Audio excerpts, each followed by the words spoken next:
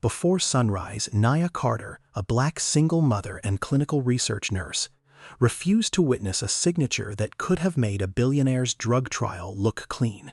The patient in the bed was Mrs. Alvarez, a 62-year-old woman whose primary language was Spanish. The document on the tray table was not a cafeteria form or a hospital survey. It was a thick informed consent packet for a Phase 3 neurological drug trial sponsored by Vance Therapeutic Research Group, the company that made Elias Vance one of the wealthiest pharmaceutical founders in America. The interpreter line on the consent form was blank.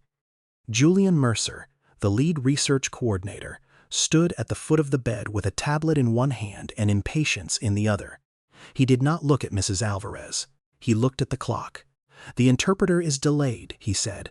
"Have her sign the English version. We are behind on enrollment. Elias Vance wants clean numbers before Friday." Nia looked at Mrs. Alvarez's hands. They were folded over the blanket, still and uncertain. Nia looked at the consent form again. Then she looked at the empty line where a certified interpreter should have signed. "I will not witness that signature," Nia said. Julian's jaw tightened, but he kept his voice low. He had mastered the kind of calm that powerful people use when they want cruelty to sound like procedure. "You are a nurse," he said, "not a federal auditor." Nia reached into the pocket of her scrubs and touched the small laminated card she had carried for 9 years. It was an informed consent checklist her nursing school mentor had given her on the night Nia almost quit. A tiny brown coffee stain was trapped under the peeling plastic near the corner. It had been there so long that it looked like part of the ink. "Consent is not a signature," Nia said. "It is comprehension." By lunch, her badge was disabled.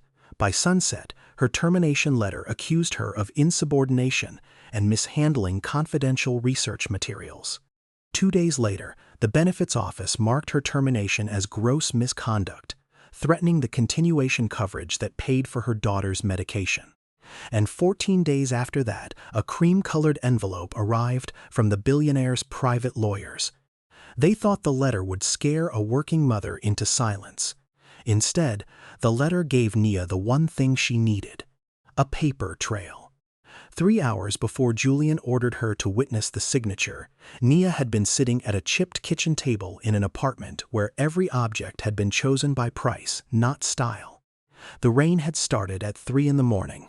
It hit the thin metal awning outside the kitchen window and made a hollow, uneven sound that reminded Nia of a loose hospital cart rattling down a corridor. She had a pencil in one hand, a calculator on her phone, and 4 envelopes spread in front of her: rent, utilities, car insurance, Maya's medication copay. The math did not care how tired she was. Her daughter Maya was 7 years old and asleep in the next room under a purple blanket with faded silver stars. A small respiratory monitor sat near the bed, quiet for the moment, its dark screen reflecting the nightlight on the dresser.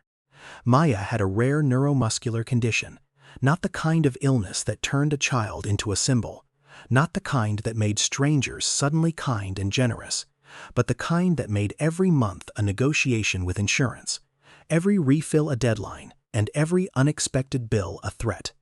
Nia knew the national drug code for Maya's medication the way some mothers knew dance recital dates. She knew the specialty pharmacy hold music. She knew which insurance representative pronounced her daughter's name wrong and which one actually read the notes. She knew that if her employer-sponsored health plan disappeared, the retail price of the medication would become a number she could not fight with courage, discipline, or overtime. It was too large for character. That was one of the hardest lessons of American adulthood. Sometimes responsibility did not mean having enough. Sometimes responsibility meant knowing exactly how short you were and still making breakfast. Nia's phone buzzed at 3:27. Julian Mercer. Need you early. Interpreter backlog. Vance Site Metrics Review Friday. Nia read the message twice, then she looked toward Maya's room.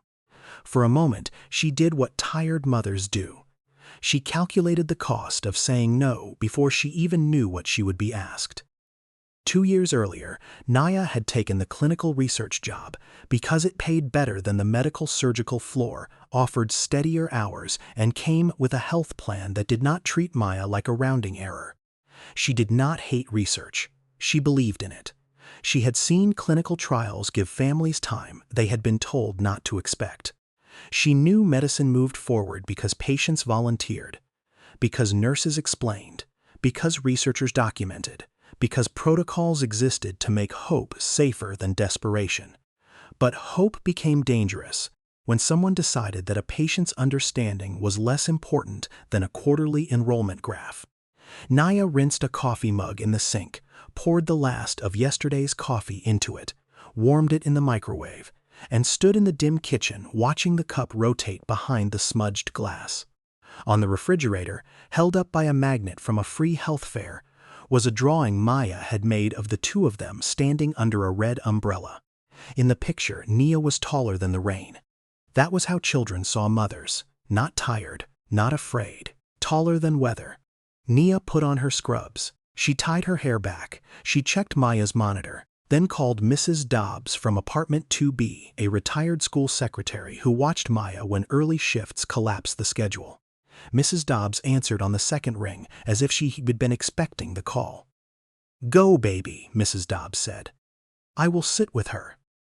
Nia thanked her, locked the apartment door, and stepped into the rain with her lunch in a plastic grocery bag and the laminated consent checklist tucked into her pocket. The checklist had belonged to Dr. Evelyn Porter, Nia's nursing school instructor, and the first person in a white coat who had ever looked at Nia and said, "You are not here because someone lowered a standard. You are here because you met it." Nia had almost dropped out during her second year. Maya was not born yet. Nia's mother had suffered a stroke, the rent was late, and a pharmacology exam had gone badly enough that Nia sat in the stairwell outside the simulation lab and cried without sound, because if anyone heard, they might ask whether she was all right, and she did not have time to explain that she was not. Dr. Porter found her there with a paper cup of cafeteria coffee in one hand and a laminated card in the other. "Read this," Dr. Porter said. Nia wiped her face and looked down.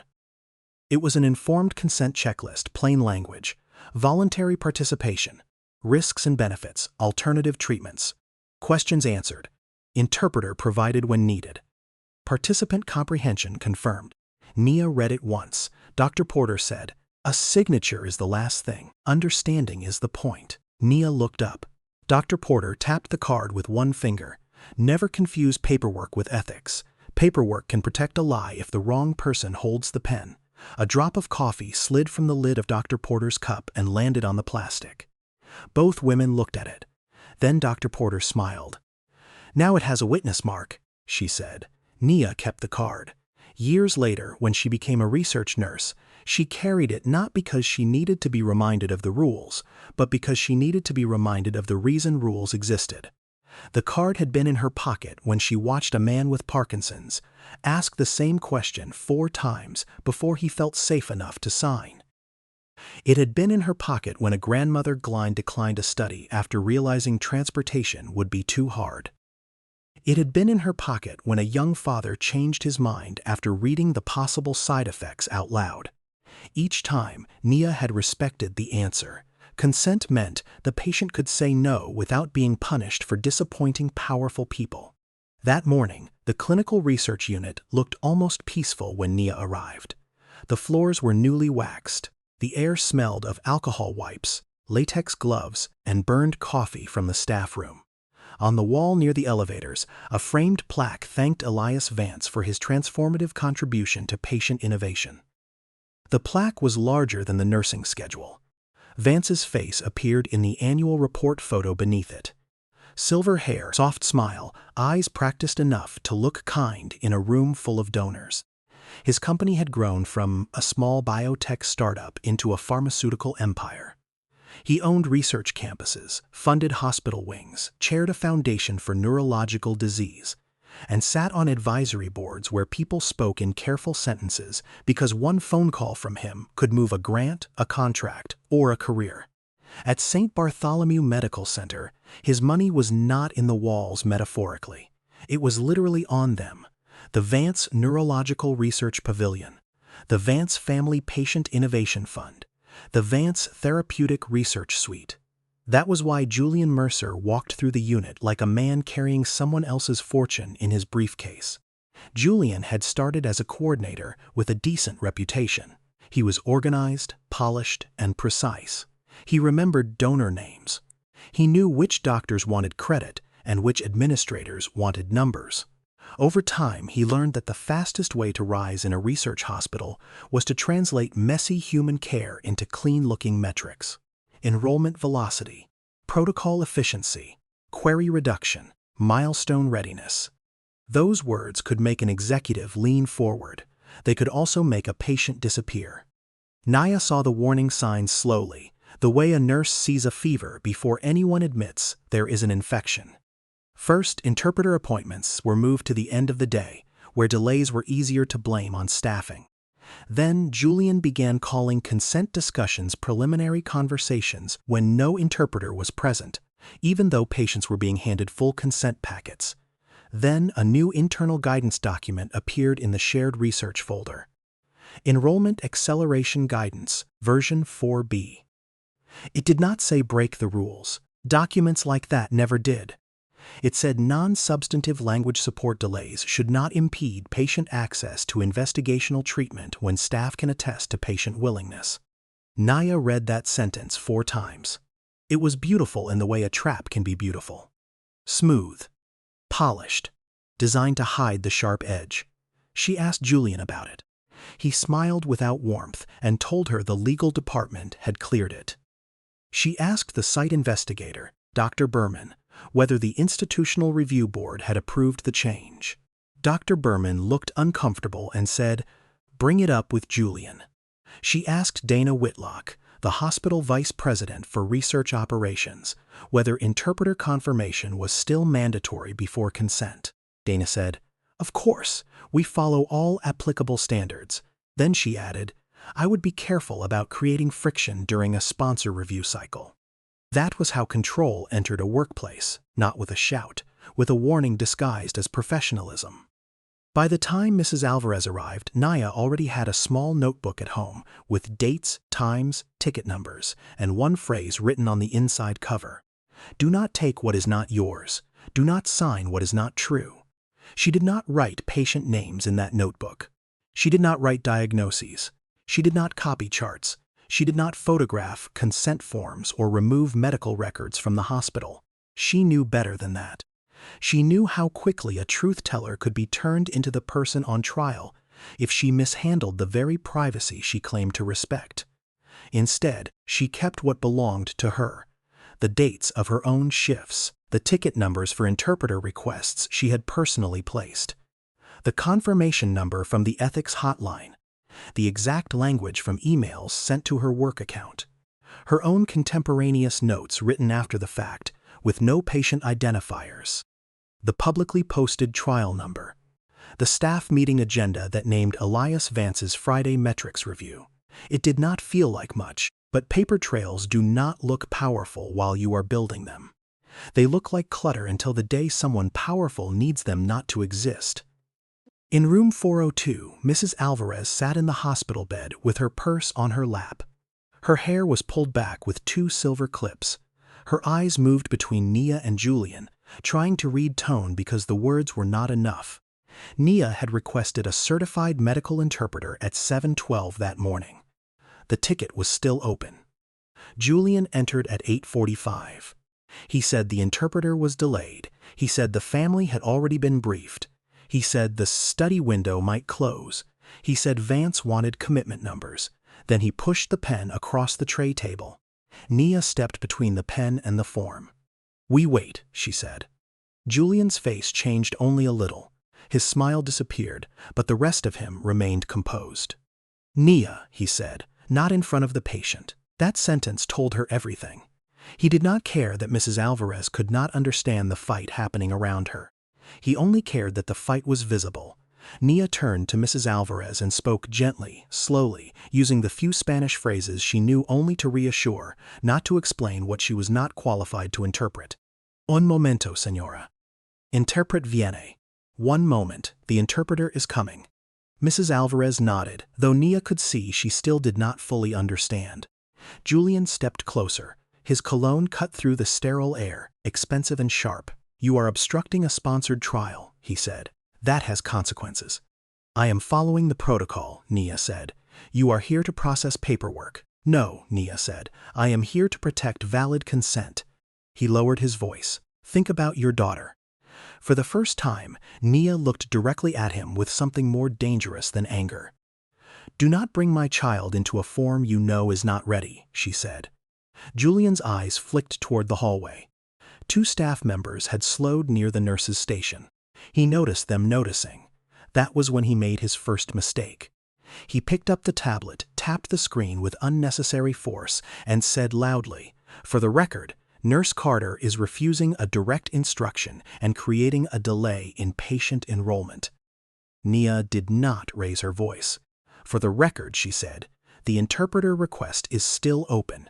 The interpreter confirmation line is blank, and the patient has not received the consent discussion in her primary language." A silence fell in the room. It was not a dramatic silence. It was a workplace silence, the kind that happens when everyone understands that a line has been crossed, but no one yet knows who will be punished for saying it. Julian called security within 10 minutes. By noon, Nia was sitting in the Human Resources conference room under a print of a sailboat on calm water. Dana Whitlock sat across from her with a folder. Julian sat beside Dana. A security officer stood near the door, embarrassed to be there but there anyway. Dana did not call it termination at first. She called it administrative separation pending review. Then she slid the letter forward. The language was careful. Nia had failed to comply with supervisor instruction. Nia had disrupted sponsor-facing operations. Nia had engaged in unauthorized handling of research process information. Nia read it. She did not sign. Dana watched her. "This will be easier if you acknowledge receipt." "I acknowledge that you handed it to me," Nia said. "I do not acknowledge that it is true." Julian smiled at the table. Dana folded her hands. "Nia," she said, "you are a good nurse. No one is denying that. But the research environment requires alignment." "Alignment with what?" "With the approved process. The approved process requires an interpreter." Dana's face tightened, but only for a second. "You are making this adversarial." "No," Nia said. "I am making it accurate." Dana leaned back. "Your access will be removed for now. You are not to contact patients, staff, sponsors, or media regarding this matter. You will receive benefit information by mail." There it was, the real weapon. Not the security guard, not the letter, not Julian's stare. Benefits. Nia thought of Maya's medication bottle in the refrigerator door. She thought of the specialty pharmacy calling to confirm shipment. She thought of the way a 7-year-old child could sleep peacefully because her mother had turned terror into a calendar. She stood up slowly. "May I have a copy of the termination letter?" Dana hesitated. "It is addressed to me," Nia said. Dana gave her the copy. Nia placed it in her bag. On the way out, Julian walked beside her just long enough to speak without being overheard. "You should have just signed the line," he said. Nia kept walking. "A signature is the last thing," she said. Security took her badge in the parking garage. The plastic made a small sound when it dropped into the officer's envelope. A cheap, hard tap against paper. Nia had worn that badge through night shifts, holiday shifts, short-staffed shifts, and the day Maya was admitted through the emergency department with a respiratory crisis. She had worn it while arguing with insurance representatives during lunch breaks. She had worn it while eating crackers from a vending machine because the cafeteria was closed and she needed the $12 in her account to last until Friday. Now a stranger sealed it away. Her knees weakened when she reached the stairwell. She sat on the concrete step. The air smelled like motor oil and rainwater. Somewhere below her, a car alarm chirped. Somewhere above her, the hospital continued as if a person's life had not just been tilted toward a cliff. She did not cry. Crying had its place. She believed that. But crying did not appeal a benefits denial. Crying did not reopen an ethics complaint. Crying did not keep a pharmacy from pausing shipment. She pulled the laminated checklist from her pocket and held it between both hands. The coffee stain was still there. Consent is not a signature, she whispered. It is comprehension. For a moment, the words did not comfort her. They cost too much. Then her phone buzzed. Mrs. Dobbs is awake, baby. She wants pancakes. You all right? Nia looked at the gray concrete wall. I am coming home, she said. On the bus ride back to her apartment, the city looked ordinary in a way that felt almost insulting. A man carried flowers under his jacket to keep them dry. A student slept with headphones on. 2 construction workers laughed over coffee.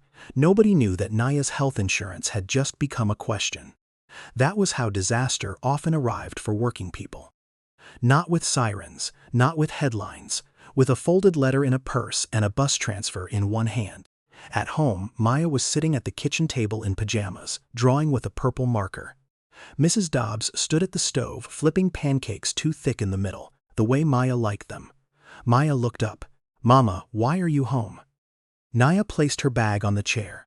She smiled because mothers learn to put a bridge over fear and let children cross. They sent me home early, baby. Maya studied her face with the seriousness of a child who had learned too young that adults sometimes softened words to make them safer. Are you sick? No, Nia said. I am not sick. Maya held up the drawing. It was another umbrella picture, but this time the umbrella was yellow. This one is for your locker at work. Nia took the paper carefully. Thank you, baby. She did not say that she no longer had a locker. That evening, after Maya fell asleep, Nia opened her work notebook. She wrote the date. She wrote, badge removed at 12:48 p.m., garage level B, Officer Jenkins present, termination letter received, no patient names removed, no charts copied, ethics hotline confirmation already submitted. Then she opened her personal email. 3 weeks earlier, after a staff meeting where Julian had used the phrase enrollment acceleration too many times, she had forwarded one thing to herself because it had been sent to her directly and did not contain patient information. This was the agenda for the sponsor metrics review. Subject line: Vance Fry Site Review Prep. Attached: Enrollment Acceleration Guidance 4B. The attachment did not contain patient names. It did not contain medical records. It contained policy language sent to the research staff. It was the kind of document powerful people loved to call proprietary after someone showed that it was wrong. Nia saved it in a folder called Work Record. Then she stopped. She did not know yet what to do with it. That was honest. Sometimes courage did not arrive as a plan. Sometimes it arrived as a refusal to delete the truth. The first letter from the hospital arrived 3 days later. It was plain and administrative. It informed her that her separation was under review. It told her not to represent herself as an employee. It told her to return all hospital property. She had already done so. The second letter arrived 2 days after that. It came from the benefits office. Nia opened it standing by the mailbox. The phrase gross misconduct appeared in the second paragraph. Her vision narrowed. The letter did not say her coverage ended that hour. It did not say Maya would lose medication immediately. It did something almost crueler. It placed the continuation coverage into dispute pending final classification of her termination. That meant delay. Delay was poison when a refill was scheduled. Nia called the number on the letter. She waited 42 minutes. She wrote down the representative's name. She wrote down the call reference number. She spoke politely because she understood that the person on the phone had not created the problem. The representative read from a script. Your employer has reported a separation status that may affect continuation eligibility. May affect, Nia repeated, not does affect. At this time, the status is pending. Who submitted the status? I cannot provide that. Can I appeal? You may submit documentation. What documentation? Any documentation relevant to the status classification. Nia almost laughed, not because it was funny, but because the shape of the trap was so familiar. The burden had been moved onto the person with the least time, least money, and most to lose. She wrote down every word. That night, she called the specialty pharmacy and asked whether the refill could be processed early. The representative was kind but limited. Insurance would not allow it yet. The earliest submission date was the following Tuesday. Nia thanked her. Then she put the phone down and sat in the dark kitchen. The refrigerator hummed. Maya slept. The city moved beyond the window. Nia took out the laminated checklist. For the first time in years, she wanted to throw it across the room. Not because it was wrong, because it was right. Doing the right thing had placed her child at risk. That was the part no inspirational poster admitted. Integrity was not always rewarded quickly. Sometimes it walked you straight into the machinery and asked whether you still believed what you said when believing it was affordable. Nia held the card until her breathing slowed. Then she opened her notebook and made a new heading. Things they can prove. Under it, she wrote, "They can prove I refuse to witness without an interpreter." She paused. Then she wrote, "Good." The cream-colored envelope arrived 14 days after her termination. It did not look like hospital mail. It looked expensive before she touched it. Heavy paper, embossed return address, a law firm name that sounded like a row of buildings. Blaine, Stroud, Whitaker, and Lowe. Nia stood by the mailbox with the envelope in her hand and felt the old instinct to be impressed by things made to intimidate. Then she remembered Dr. Porter's voice. Paperwork can protect a lie if the wrong person holds the pen. She opened it at the kitchen table after Maya went to bed. Inside was a cease and desist letter, a draft non-disclosure agreement, and a proposed settlement offer. The letter accused her of unauthorized possession of proprietary sponsor materials. It accused her of making false statements about a clinical research program. It warned that any disclosure of internal trial processes could expose her to civil liability. It demanded that she destroy or surrender all documents related to the Vance Therapeutic Research Group study, including, and this was the phrase that made her stop breathing for 1 second, all versions of enrollment acceleration, guidance 4B, and any related interpreter waiver tracking materials. Nia read the sentence again. Interpreter waiver tracking materials. She had never used that phrase. She had never seen that title in a staff folder. She had never mentioned it in her ethics hotline complaint because she did not know it existed. The letter had named a document they had denied. Nia set the pages down flat and placed both palms on the table. The apartment became very quiet. The settlement offer was attached behind the letter. It offered 12 weeks of severance, a neutral reference, and temporary assistance with benefits if she signed a perpetual confidentiality agreement, admitted to misunderstanding the process, surrendered all documents, and agreed never to contact regulators, patients, employees, media, or third parties about Vance Therapeutic Research Group, Elias Vance, St. Bartholomew Medical Center, or any affiliated research entity. Temporary assistance with benefits. There it was. The bait shaped like Maya's medication. Nia read that phrase longer than any other. A mother's fear is a market if the wrong people learn how to price it. She took a breath, reached for the laminated checklist, and placed it beside the settlement offer. Consent is not a signature, Nia said. It is comprehension. Then she added a sentence she had never said before. And silence is not consent either. She did not sign, but she also did not rush to a television station. She did not post the letter online. She did not call Mrs. Alvarez. She did not do anything that would let Julian or Vance's lawyers turn the story into a question about her judgment. Instead, Nia did the slow thing. She made a list. 1. The letter was sent to her. 2. The letter named Vance Therapeutic Research Group. 3. The letter referenced Enrollment Acceleration Guidance 4B. 4. The letter referenced Interpreter Waiver Tracking Materials. 5. The letter offered benefits assistance in exchange for silence. 6. The letter tried to stop contact with regulators. 7. The letter was signed by Elias Vance's private counsel, not merely hospital counsel.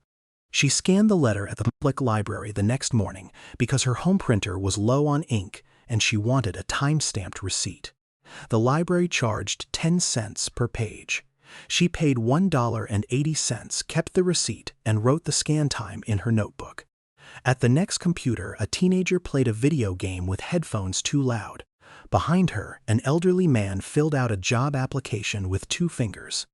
At a children's table near the window, a little girl whispered the words of a picture book to herself. Nia looked around and felt something settle in her chest. This was the real world. Not the donor plaque. Not the sponsored dinner. Not the executive dashboard where human beings became clean columns of green and red. The real world was people trying to survive paperwork they did not design. She opened the public clinical trial registry and typed in the trial number from the agenda. Sponsor, Vance Therapeutic Research Group. Responsible party, Vance Therapeutic Research Group, by delegation to Elias Vance, Executive Chair. Recruitment status, active study sites. 4. Nia wrote down each site. She did not need internal records for that. It was public. Then she searched the hospital website for the Institutional Review Board contact. Public. She searched the FDA reporting portal for clinical trial misconduct. Public. She searched the State Labor Department whistleblower retaliation page. Public. She searched for a legal aid clinic that handled employment retaliation. Public. There was no hacking, no secret server, no convenient stranger passing her a flash drive in a parking lot. There was only a woman reading what powerful people assumed she would not read. The first legal aid clinic could not help. They were overloaded. The second referred her to another office.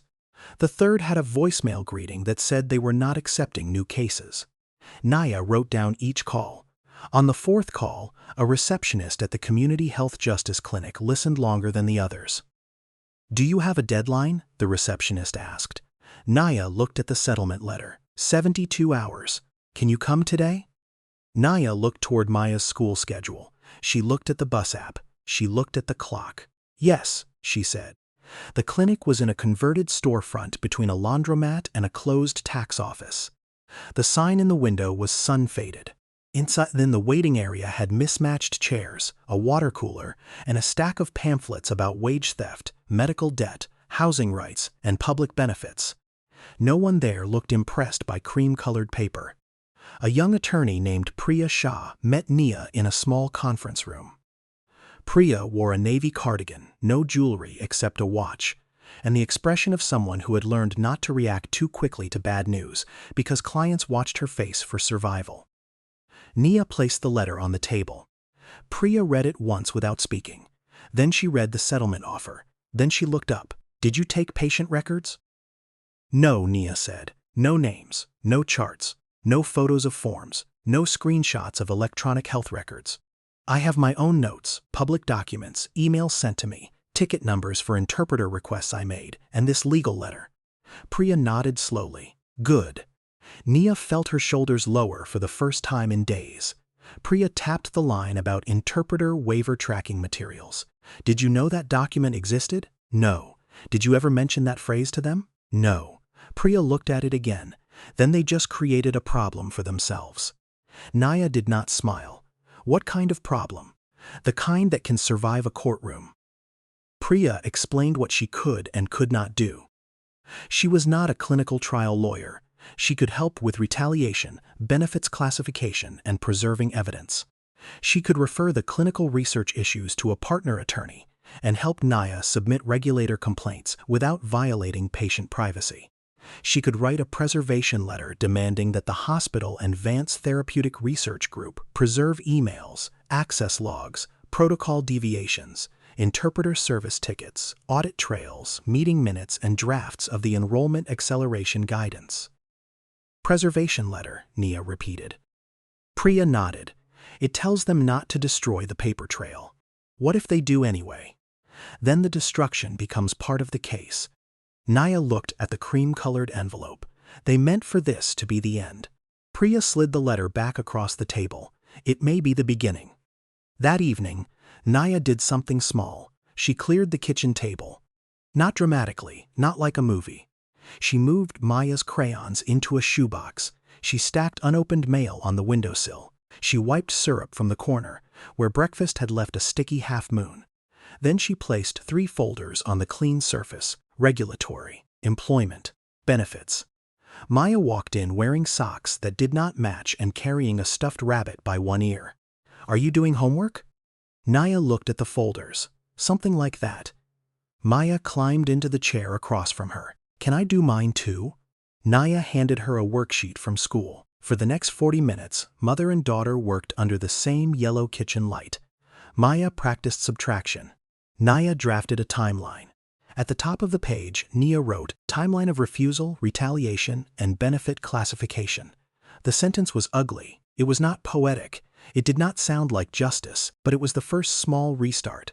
Day by day, the folders grew. Not quickly. That mattered. Real evidence did not arrive in a glowing montage. It arrived in call reference numbers, bus rides, library receipts, voicemail timestamps, and the humiliation of asking someone to print 5 more pages when you only had change for 3. Nia called the interpreter service vendor and requested a copy of her own ticket confirmations. They could not provide patient information, but they could verify the time, date, language requested, requester name, ticket status, and whether the request was fulfilled. That was enough. She printed the staff meeting agenda that listed the Vance Friday site review. She printed the email from Julian. "We cannot afford language delays this week. Prioritize completed packets." She printed her ethics hotline confirmation, which proved she had raised the concern before she was fired. She printed the benefits letter that classified her separation status as potentially gross misconduct. She printed the legal letter offering benefits assistance in exchange for confidentiality. She did not print patient charts. She did not need to. Then, on the 8th day after the cease and desist letter, someone else walked into the story by choice. His name was Diego Alvarez. He was Mrs. Alvarez's son.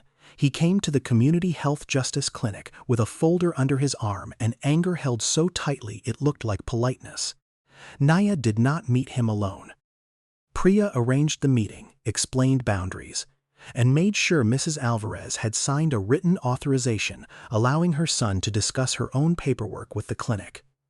Nia sat at the far end of the table because she understood that the patient was not evidence to be used. Mrs. Alvarez was a person whose rights had been touched by the same machine. Diego placed his mother's copy of the consent packet on the table. "My mother thought she was signing for a regular treatment appointment," he said. "She did not understand it was a trial. She kept saying the nurse was kind, that the nurse told them to wait, and then after that somebody else came in with papers." Nia closed her eyes briefly. "Was an interpreter there?" Priya asked. Diego shook his head. "My cousin helped on the phone, but she is not medical. She was at work. She said she only explained that they wanted my mother to sign because the study could help her." Priya did not touch the document yet. "May I look?" Diego nodded. The interpreter confirmation field was blank. The witness line was not Nia's signature. It was Julian's. For a moment, no one spoke. Nia looked at the signature, then at the date and time. 10 minutes after security had taken her to HR, Julian had signed as witness after removing the nurse who refused. Nia felt anger rise in her throat, hot and sharp. She swallowed it. Anger had power, but records had reach. Priya made a copy with Diego's permission and wrote the authorization number on the top corner.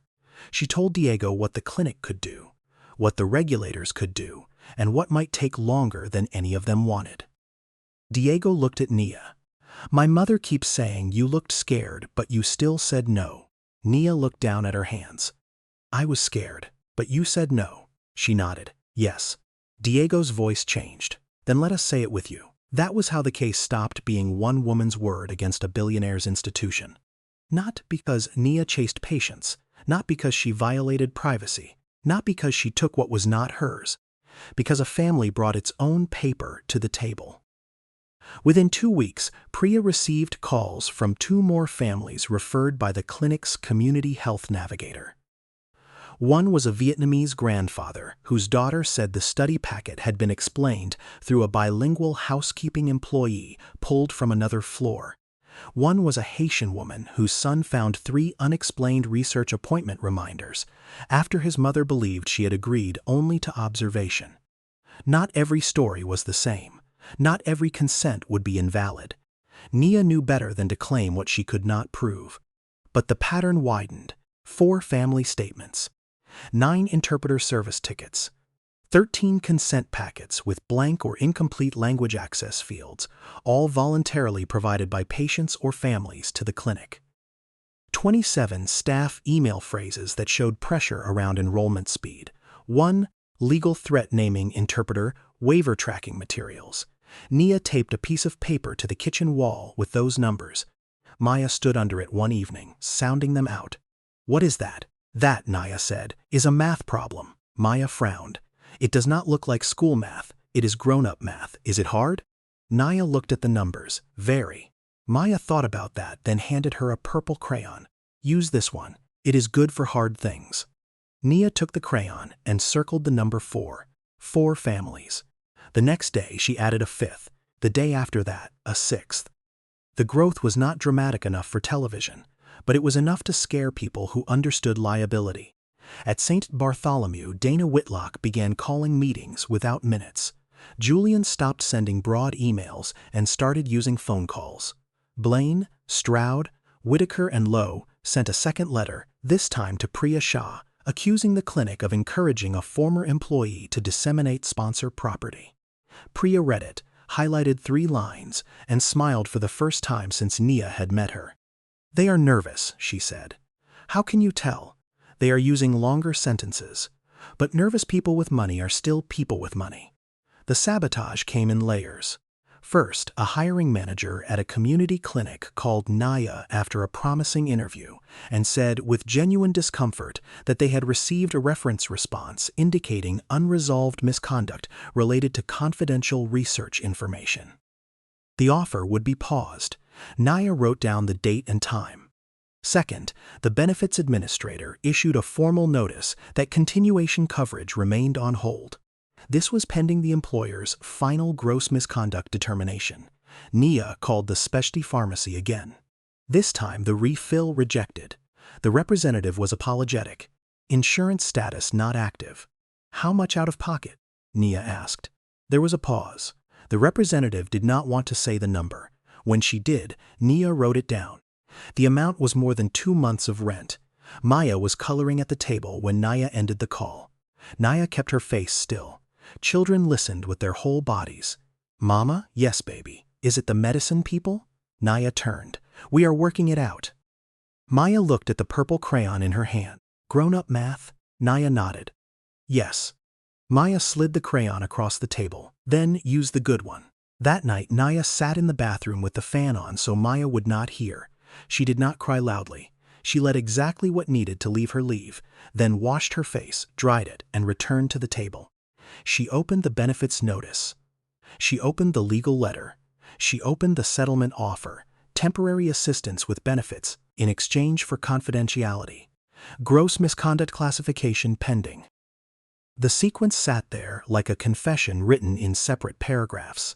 They had not merely fired her. They had used her daughter's medical stability as leverage. The next morning, Priya sent a formal demand letter. It accused the hospital and affiliated sponsor representatives of retaliatory benefits interference. It demanded immediate correction of Nia's separation classification for benefit purposes, preservation of all communications relating to the classification, and written identification of who authorized the gross misconduct language. The response came in less than 6 hours. That speed told its own story. The letter was signed not by hospital HR, but by Elias Vance's private counsel. It stated that Ms. Carter's benefits status was part of a global resolution posture and would be addressed if she executed the proposed agreement. Priya read the sentence out loud. "Global resolution posture," she said. Nia looked at her. "What does that mean?" "It means they just tied your child's health coverage to your silence in writing." Nia leaned back. She felt no triumph. Only the cold recognition that some truths were too ugly to celebrate. Priya placed the letter in a folder. "This goes to the labor filing." Nia touched the laminated checklist in her pocket. "And the trial?" Priya nodded toward another folder. "That goes to the regulators. If you are still with Nia's story, stay close to the paper trail." Stories like this are not about revenge. They are about whether a mother can force powerful people to correct what they broke. Not privately, not quietly, but on paper where the next family can be protected too. And if you believe that kind of justice matters, take a second to like this story and subscribe for more grounded underdog justice. The regulator complaint did not read like a confession. It read like what Nia was trained to write. Factual. Chronological, restricted to what she knew. Careful with privacy, no exaggeration, no patient names unless the patient or family had authorized release through counsel. No accusation beyond the record. Priya helped organize the attachments. Attachment 1, Public Trial Registration. Attachment 2, Nia's Ethics Hotline Confirmation predating her termination. Attachment 3, Staff Agenda Naming Vance Sponsor Metrics Review. Attachment 4, Interpreter Service Ticket Summaries for requests placed by Nia, showing open or unresolved status at key times. Attachment 5, Family Authorized Consent Packets showing blank language access fields.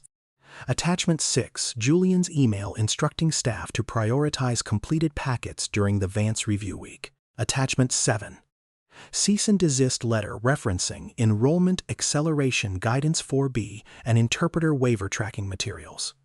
Attachment 8, Settlement Offer requiring silence and restricting contact with regulators. Attachment 9, Benefits Classification Notice. Attachment 10, Private Counsel Response tying benefit status to global resolution. Nia read the final cover letter before Priya submitted it. It did not say Elias Vance was a monster. It said Vance Therapeutic Research Group, through hospital research operations and sponsor-directed counsel, appeared to have implemented or tolerated a process that bypassed language access requirements in informed consent, retaliated against an employee who objected, and attempted to restrict protected reporting through legal threats and benefit leverage. It was not dramatic. It was worse for them than dramatic. It was precise. The complaint went to the FDA's Clinical Trial Misconduct Channel. A related submission went to the hospital's Institutional Review Board and Human Research Protection Office. The Employment Retaliation and Benefits Interference materials went to the State Labor Agency and into a draft civil complaint Priya prepared. Then came the waiting. Waiting is one of the least cinematic forms of suffering, which is why stories often skip it. Real people cannot skip it. Nia waited for the pharmacy. She waited for the benefits office. She waited for a regulator acknowledgement. She waited for the clinic job to decide whether a smear mattered more than an interview. She waited for Maya's school bus in the rain. She waited for rice to stretch with beans. She waited on hold. She waited in lines. She waited for a borrowed inhalation device replacement part to arrive by mail. She kept writing. Every call, every name, every time. One evening, Mrs. Dobbs knocked and entered without waiting because she had earned that right by helping Nia through more emergencies than either of them counted. "I made too much stew," Mrs. Dobbs said, holding a pot. "No, you did not," Nia said. "No, I did not." They both smiled. Mrs. Dobbs set the pot on the stove and looked at the folders on the table. "How bad?" Nia did not answer quickly. "Bad enough that I understand why people sign things they should not sign." Mrs. Dobbs pulled out a chair. "Baby, people sign away the truth every day because hunger is real, rent is real, medicine is real. Do not you judge them. I am not. But you are not signing?" Nia looked at Maya's drawing on the fridge. "Yellow umbrella, purple rain." "No." Mrs. Dobbs nodded. "Then we make stew last 3 days. That was community. Not a miracle. Not a wealthy rescuer. A pot on a stove. A neighbor with keys. A woman who knew that justice took calories." The first official acknowledgement arrived 9 days later. It did not promise anything. It stated that the complaint had been received and assigned for review. It asked that all relevant records be preserved and that additional authorized patient family materials be forwarded through counsel. Nia printed the email at the library and placed it in the regulatory folder. Received. That one word mattered. Powerful institutions often counted on making people feel as if their claims had vanished into a wall. A receipt was not victory, but it was proof that the wall had a door. Then the hospital placed Nia under a new threat.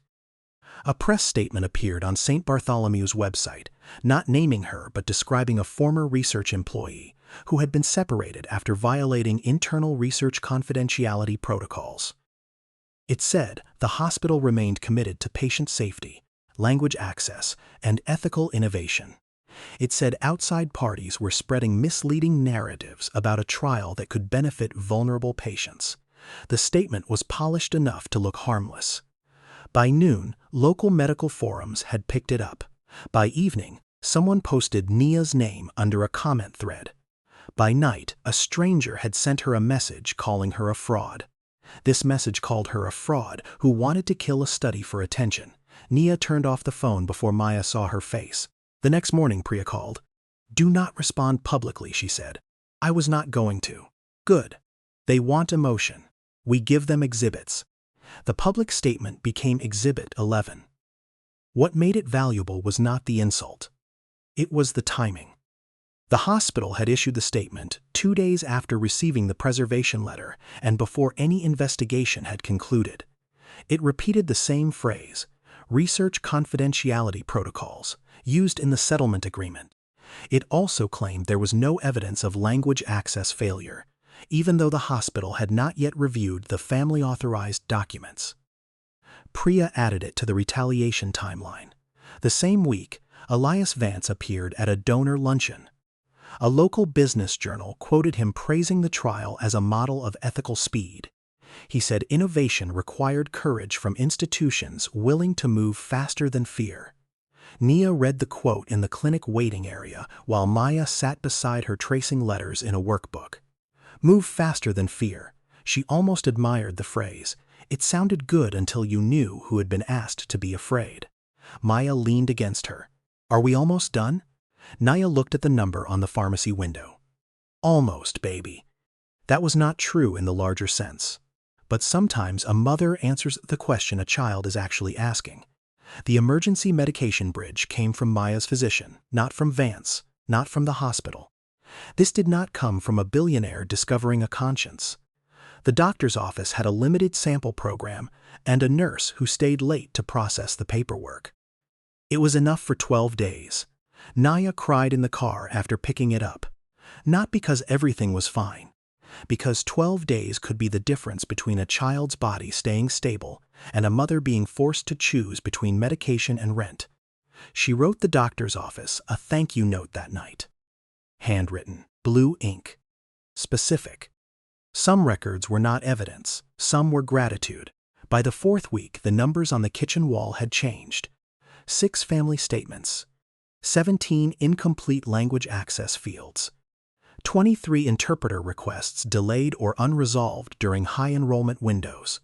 34 staff communications using phrases like enrollment velocity, sponsor visibility, and completed packet priority.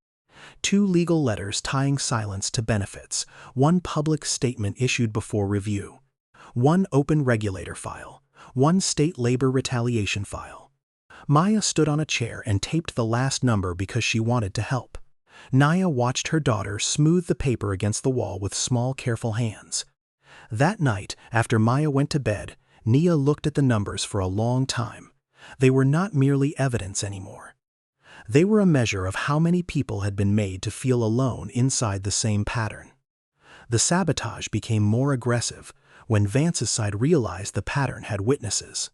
A 3rd letter arrived, this one addressed to Priya but copied to Nia. It demanded that the Community Health Justice Clinic stop encouraging unauthorized disclosure of confidential trial information. It accused the clinic of coaching families. It warned that continued interference could harm participants by slowing access to investigational treatment. Then came the paragraph that destroyed them. The letter referred to the Alvarez packet. Not Mrs. Alvarez's publicly known name, not a general family-provided document. The Alvarez packet. Priya called Nia within 10 minutes. They just identified a patient family document they claim they have not seen. How? That is the question. The clinic had not sent the Alvarez packet to the hospital or Vance Council. It had sent a redacted summary to regulators and preserved the authorized copy under attorney review. The public statement had claimed there was no evidence. The hospital had denied access to family-submitted materials. Vance Council should not have known the packet title used in Priya's internal file index unless someone had accessed or received information through a channel they would now have to explain. Priya's voice was controlled. This may mean one of 3 things. They received a regulator inquiry and are not admitting it. Someone at the hospital accessed related patient material and communicated it to sponsor counsel.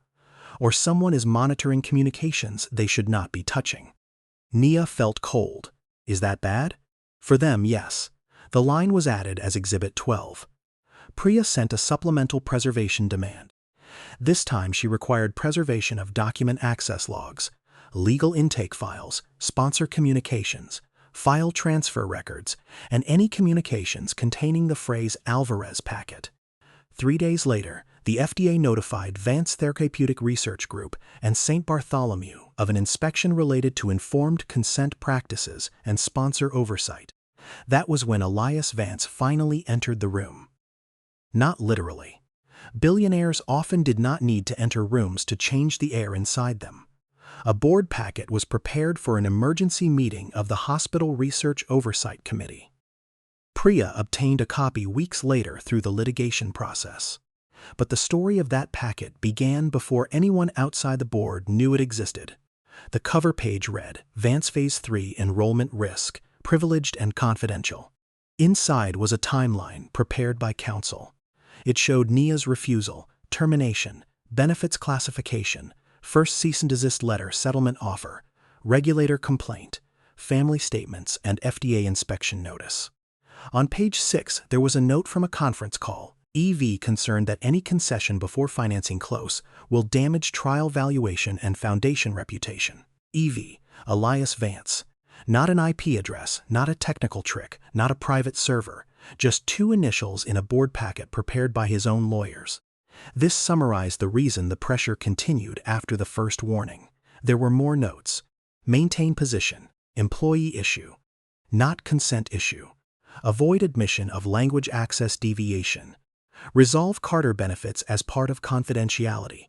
Nia would not see that packet until later, but the packet existed because they had panicked. They created it to manage risk. They created it to protect the billionaire's financing, reputation, and control of the narrative. And by creating it, they documented motive. That is the strange justice of paper. Power writes things down because power trusts its own rooms.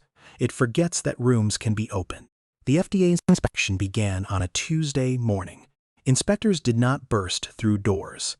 They arrived with identification, formal notice, and a list of records.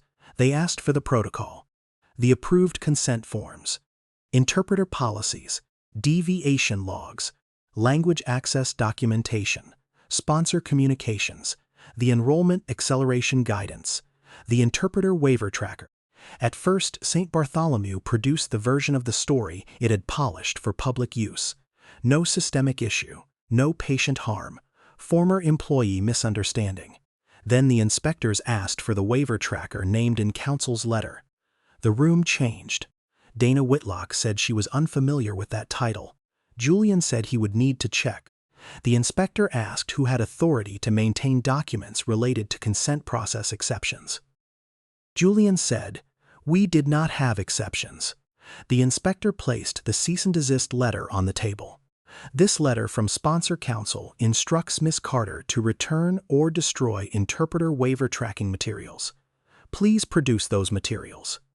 There are moments when the truth does not need a speech.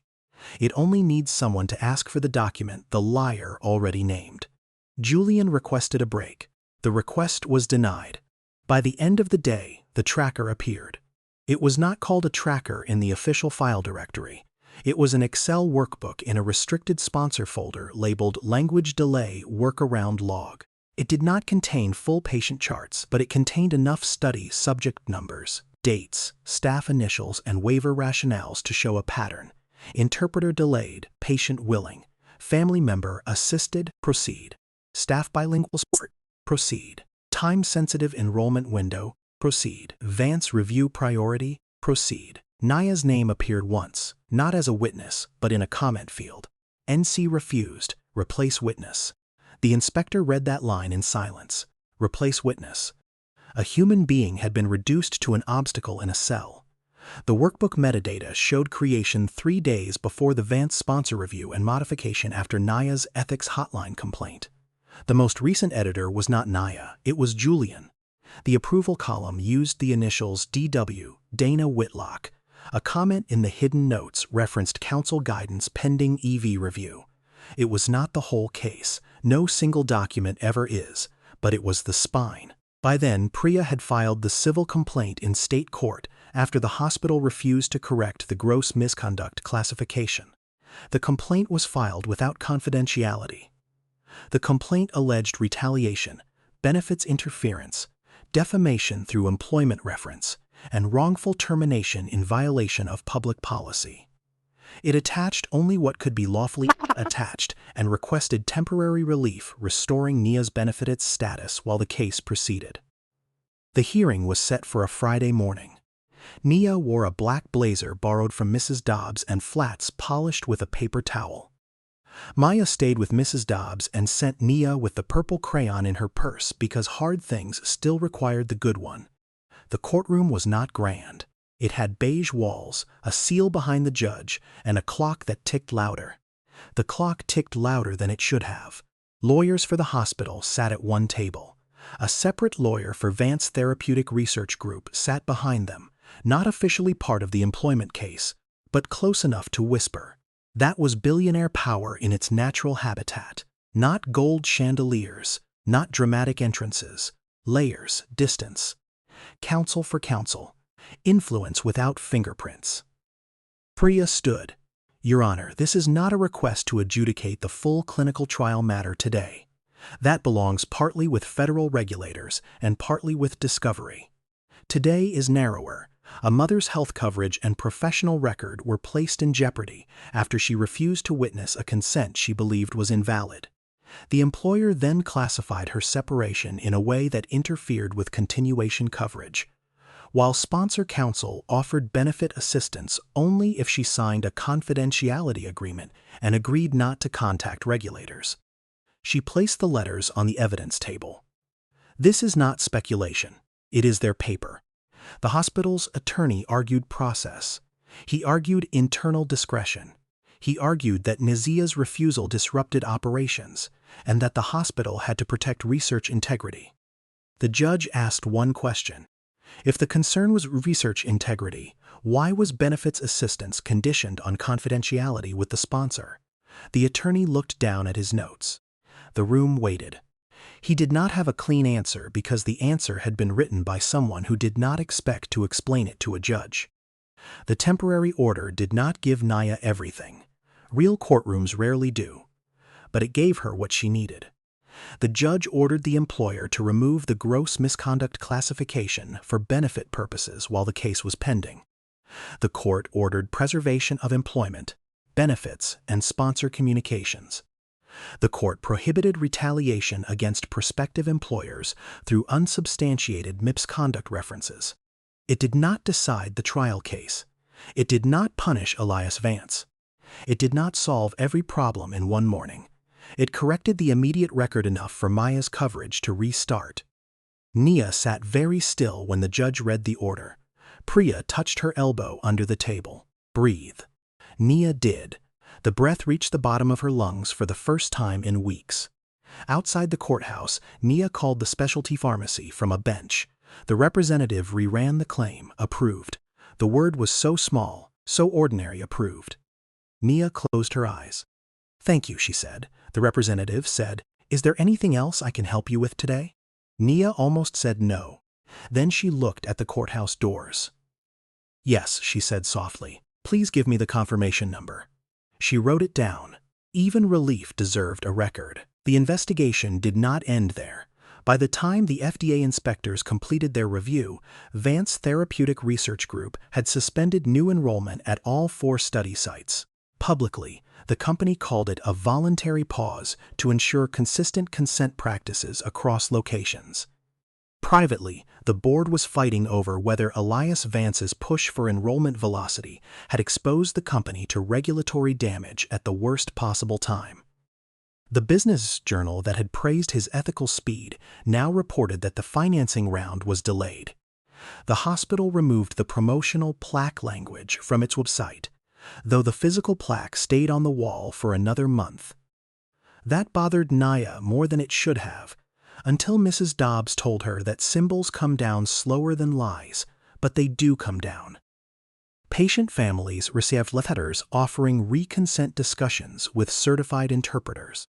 This included discussions with independent patient advocates. Some withdrew from the trial, some continued after proper explanation. That mattered to Nia. The point was not to destroy research. The point was to make the choice real. Mrs. Alvarez withdrew. Diego told Nia outside the clinic. She said she does not want medicine from people who were in a hurry with her words. Nia nodded. That is her right. Diego looked at her. She also said to tell you thank you. Nia did not know what to do with that. Gratitude from someone harmed by the same institution felt heavier than praise. Tell her I am sorry it happened, Nia said. Diego shook his head. She said, do not be sorrowful for refusing. The self-destruction twist unfolded piece by piece through discovery, regulator requests, and board pressure. First, the language delay workaround log contradicted the public statement. Then the cease and desist letter proved Vance Counsel knew about interpreter waiver materials before they admitted such materials existed. Then the benefits letter and global resolution response tied Nia's health coverage to confidentiality. Then the board packet revealed motive, protecting financing and reputation before the close. Then the hidden workbook note, NC refused. Replace witness proved that Nia had not misunderstood the process. She had disrupted it exactly where ethics required disruption. Julian's role became clear. He had not invented the pressure alone. He had operationalized it. Dana had approved it. Sponsor counsel had defended it. Elias Vance had been kept informed because the trial's speed affected valuation, donor identity, and the public story of his foundation. That mattered. Nia did not need Elias Vance to have stood over Mrs. Alvarez's bed. Billionaire power often worked precisely because the billionaire did not need to stand anywhere. His name on the building told people what mattered. His review meeting moved staff faster than a shouted order. His lawyers turned a nurse's refusal into a threat to be contained. His financing schedule converted patient comprehension into a delay. The machine had a face. It also had signatures. The final resolution came in 3 documents, not 1. The first was a regulatory corrective action letter accepted by the FDA after inspection. It required Vance Therapeutic Research Group to pause enrollment until language access procedures were retrained and audited across all sites. It required review of prior consents with certified interpreters when needed. It required an independent consent monitor for the next enrollment cycle. It required sponsor oversight training and prohibited the use of any enrollment acceleration guidance that bypassed approved consent procedures. The second was a public corrective statement approved by the hospital board. It did not say mistakes were made. PRIA would not allow that. It said, St. Bartholomew Medical Center acknowledges that Nia Carter raised a valid concern regarding informed consent language access in the Vance Therapeutic Research Group neurological trial. Ms. Carter's refusal to witness a consent without documented interpreter support was consistent with patient protection obligations. The disciplinary notice issued to Ms. Carter is withdrawn. Her employment record has been corrected. Nia read that paragraph 4 times. Her name, valid concern, consistent with patient protection obligation, withdrawn, corrected. The third document was the court-filed settlement of her employment case. No perpetual NDA, no admission by Nia, back pay, retroactive benefits correction, neutral reference letter with specific language confirming eligibility for rehire. This included removal of the gross misconduct classification, payment of out-of-pocket medical costs caused by the coverage interruption, an anti-retaliation clause, attorney's fees, and 1 sentence Nia had insisted on even when the defense lawyers called it unnecessary. Nothing in this agreement restricts Ms. Carter's right to communicate with regulators, patient safety bodies, law enforcement, or any governmental agency. PRIA said that sentence was already protected by law in many contexts. Nia said she wanted it written anyway, because the whole point was written justice. Elias Vance did not apologize to Nia personally. That was fine. Nia had not fought for the privilege of hearing a billionaire sound regretful. But he stepped down as executive chair of the Trial Oversight Committee pending an independent review. Vance Therapeutic Research Group delayed its financing round. Dana Whitlock resigned from her hospital research operations role. Julian Mercer's certification was referred for professional review, and his termination letter used a phrase he had once tried to place on Nia. This phrase was for cause. Nia did not celebrate that phrase. She simply noticed that paper has a way of coming back. At the hospital board meeting where the corrective statement was approved, Nia attended with Priya. She did not sit in the front row. She sat near the aisle with her folder on her lap. She kept the laminated checklist in her pocket. A board member read the statement into the minutes. The room was full of people who had learned to look solemn in public. When the floor opened for comments, Priya asked Nia whether she wanted to speak. Nia stood. She walked to the microphone. She did not bring a speech. She brought the checklist. She held it up, small and worn, under lights brighter than the kitchen bulb, smaller than every plaque in the building, cheaper than every legal letter that had been used against her. This card was given to me by a nurse who taught me that consent is not a signature. It is comprehension. Her voice did not shake. I did not refuse because I wanted to damage a trial. I refused because a trial that cannot wait for a patient to understand is not moving fast. It is moving wrong. A few people shifted in their seats. Nia continued. I am a mother. I know what it is to need medicine. I know what it is to pray that research works. That is why the rules matter. People who are desperate for help deserve more truth, not less. They deserve language they can understand. They deserve time. They deserve the right to say no without being treated like they betrayed someone's quarterly report. She looked toward Dana's empty chair. Then she looked at the board. Do not call it patient access when what you mean is sponsor pressure. Do not call it innovation when what you mean is speed without comprehension. And do not fix harm in private when you broke trust in public. She placed a copy of the checklist on the table beside the board minutes. A name is not cleared because someone whispers that the nurse was right. A name is cleared when the record says so. Then she sat down. There was no standing ovation. That would have been too easy. There was a silence that felt useful. Some silences hide harm. Others make room for truth to finish entering. This one did the second thing. If this moment means something to you, remember the line Nia fought for. A name is not cleared until the record says so. That is why these stories matter. Not because powerful people suddenly become kind, but because ordinary people keep the kind of evidence that forces power to become accountable. The community clinic job came back 2 weeks later. The hiring manager called Nia personally. I owe you an apology, she said. We should not have paused the offer based on an unsubstantiated reference. Nia stood in the kitchen, looking at Maya's umbrella drawing. Thank you for saying that. We would still like you to join us if you are interested. Patient consent and care navigation. The pay is not what the hospital paid, but the benefits are solid and the work is clean. The work is clean. Nia closed her eyes. When can I start? The new clinic did not have marble floors or donor plaques. It had a jammed copier, a front desk with too few chairs, and patients who arrived with envelopes full of papers they did not understand. Nia's job was to help them understand. This included what they were being asked to sign, appeal, authorize, decline, or question. On her first day, she placed the laminated checklist in the top drawer of her desk. Not because she was hiding it, because she knew she would need it. The first patient she helped was a man trying to understand a charity care denial. The second was a grandmother confused by a specialist referral. The third was a construction worker who spoke enough English to apologize for not speaking more. Nia stopped him gently. You do not have to apologize for needing information in a language you understand, she said. He looked at her for a long moment. No one ever said that before. Nia thought of Mrs. Alvarez, then let me be the first. At home, life did not become easy. That would be a lie, and Nia had no use for lies with soft music under them. The rent was still due. Maya still had appointments. The car still made a strange sound in cold weather. Mrs. Dobbs still made too much stew on purpose. Nia still checked mail with the reflex of a woman who knew envelopes could change a week. But the medicine shipped on time.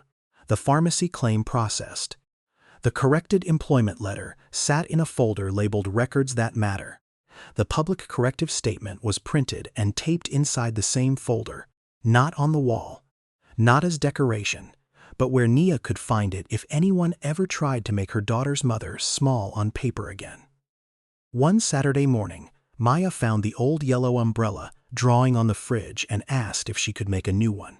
Of course, Nia said. Maya drew slowly, tongue caught between her teeth in concentration. This time the umbrella was purple, the rain was blue. Under it stood two people, a mother and a daughter, and beside them was a small brown square. "What is that?" Nia asked. "Your work card," Maya said. "My badge? No, the little card you always touch when you are thinking," Nia smiled. "The checklist?" Maya nodded. "It tells you what is true." Nia sat down beside her. "Something like that." Maya handed her the purple crayon. "You write the words," Nia wrote at the bottom of the page. "Consent is not a signature. It is comprehension." Maya sounded out the last word slowly. "Comprehension." "Understanding," Nia said. Maya nodded like she had already known that. Later that afternoon, they made peanut butter and jelly sandwiches. Nia cut Maya's into triangles. The sun came through the kitchen window and made pale rectangles on the table. The apartment was not beautiful in the way magazines used the word. The chair still wobbled. The counter still had a burn mark near the stove. The refrigerator still hummed too loudly. But for the first time in a long time, the room did not feel like a place where fear kept inventory. Maya ate with the slow focus of a child who had no reason to hurry. Nia watched her daughter chew, swallow, reach for her milk, and begin telling a story about a classmate who had put glue on his own sleeve by accident. It was ordinary. It was silly. It had no legal significance whatsoever. That was why it mattered. Justice, when it is real, does not always look like a courtroom. Sometimes it looks like a child eating lunch without hearing her mother count pills in the next room. Sometimes it looks like a corrected line in a personnel file. Sometimes it looks like a patient being asked. This was being asked, in her own language, whether she understands. Sometimes it looks like a billionaire's name removed from a committee while a monitor with no reason to flatter him reads the consent log. Sometimes it looks like a mother taking a bite of her own sandwich while it is still soft, because she is no longer too afraid to eat. Nia reached into her pocket and pulled out the laminated checklist. The coffee stain was still there. The corner was still peeling. The plastic was scratched from years of being carried beside keys, pens, coins, and fear. It had not saved her by magic. It had reminded her of the line. Paperwork can protect a lie if the wrong person holds the pen, but paperwork can also correct a lie when the right person refuses to let go. Nia placed the checklist on the table beside Maya's drawing. Maya looked at it. "Are you going to put it in a frame?" Nia shook her head. "No, baby. Why not? Because I still need to carry it." Maya accepted that answer because children understand tools. At the clinic, months later, Nia trained new volunteers on consent navigation. She did not tell them the whole story unless they asked. She did not need to make herself a legend. She needed them to understand the work. She held up a blank form. "This is not the beginning of consent," she said. Then she held up a pen. "This is not the end of consent." The volunteers watched her. Consent starts when the person understands they have a choice. It continues while they ask questions. It is not valid because a form looks complete. It is valid because the person had the information, language support, time, and freedom to decide. A volunteer raised her hand. "What if the organization is pressuring us to move faster?" Nia thought of Julian, Dana, Elias Vance. She thought of the plaque, the board packet, the phrase "Global Resolution Posture," the pharmacy approval number, and the purple crayon. Then she answered, "Write down who asked, what they asked, when they asked, and which rule they want you to bend." The volunteer blinked. "That simple?" Nia smiled a little. Simple is not the same as easy. She opened the drawer and took out the laminated checklist. The room was quiet. "This card is old," she said. "The rules on it are not." She passed it around the table. One volunteer touched the coffee stain. "What happened there?" Nia looked at the stain. A witness mark. The volunteer did not understand, but she smiled anyway. Nia let the card travel from hand to hand. She thought of all the paper that had traveled because of that morning in room 402, the termination letter, the benefits notice, the cease and desist. This included the settlement offer, the regulator complaint, the inspection request, the court order, the corrective statement, the reconsent letters, and the final employment record. So much harm had tried to disguise itself as official, so much repair had required becoming official too. That was the message Nia carried now. Do not let them turn your memory into a rumor when you can turn the truth into a record. The last time Nia saw Julian Mercer, it was not in a courtroom. It was not in a dramatic confrontation. It was in the lobby of a medical office building, where she had taken Maya for a routine appointment. He stood near the elevators, thinner than before, holding a folder under one arm. For a second, both of them froze. He looked at her badge from the community clinic, then he looked away. Nia did not speak to him. There was nothing left to say. The record had spoken in places his charm could not enter. As the elevator doors opened, he stepped aside to let Nia and Maya in. Maya looked up after the doors closed. Who was that? Someone from my old job. Was he nice? Nia thought carefully. He was someone who forgot that patients are people. Maya considered that. That is a big thing to forget. Yes, Nia said. It is. When they got home, another envelope waited in the mailbox. For a moment, Nia's body remembered fear before her mind recognized the return address. It was from the hospital board. Inside was a copy of the final independent monitor's first public summary. It stated that in the first review cycle after the corrective action plan, 100% of participants requiring language support had documented certified interpreter involvement before consent. It also stated that prior affected participants had been offered independent review and reconsent. Nia read the summary twice. Then she placed it in the folder. Maya was watching. Good paper or bad paper? Nia smiled. Good paper. Maya nodded. Then we can have spaghetti. Nia laughed for the first time that day. Yes, baby, then we can have spaghetti. This evening, as water boiled on the stove, Nia looked at the folder again. There were many things the documents could not undo. They could not give Mrs. Alvarez back the trust she lost. They could not erase the weeks of fear Maya had felt without having words for it. They could not make Nia forget the stairwell, the disabled badge, the benefits letter, or the way Julian said, "Think about your daughter." This was as if a child's illness were a button he had the right to press. But correction did not require forgetting. That was important. Forgiveness was not the price of justice. Silence was not the proof of healing. Moving forward did not mean agreeing to describe the harm in gentler language so powerful people could sleep. Nia could live without revenge. She could not live inside a lie. The next month, the Vance plaque came down from the Clinical Research Unit wall. It was replaced by a smaller sign, not named for a billionaire, not written like an advertisement. Patient Consent and Language Access Office. Below it, in plain letters, understanding comes before signature. Nia saw a photograph of it in the monitor's report. She did not cry. She traced the sentence with one finger on the page. Then she closed the folder and made dinner. Years from now, maybe someone would walk past that sign without knowing why it was there. Maybe a new nurse would assume it had always been there. Maybe a patient would see it and feel just a little safer asking for an interpreter, a slower explanation, or another day to decide. Maybe no one would ever say Nia Carter's name in that hallway.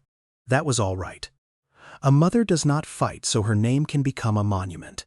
She fights so the next person does not have to stand alone in room 402 with a blank interpreter line, a powerful man tapping his watch, and a pen being pushed toward a patient who does not understand. She fights so the record changes, and when the record changes, the future has to answer to it. So here is the question Nia's story leaves behind. When someone powerful offers quiet money to make a public harm disappear, what would you demand instead? The check that helps one family survive for a few months, or the corrected record that helps keep the next family from being harmed at all?